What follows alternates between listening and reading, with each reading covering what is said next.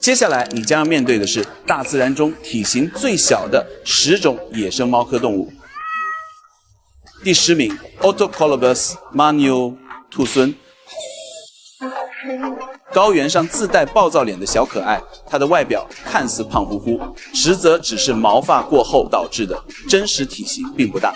成年后体重2.5至4.5公斤，体长46至65厘米，四肢短小，浑身覆盖浓密的长毛。它们主要分布于中亚的高原地区，栖息于岩石山地、草原与半荒漠，偏好寒冷干燥、植被稀疏的高原环境，能耐受极端低温，常在岩石缝隙中筑巢。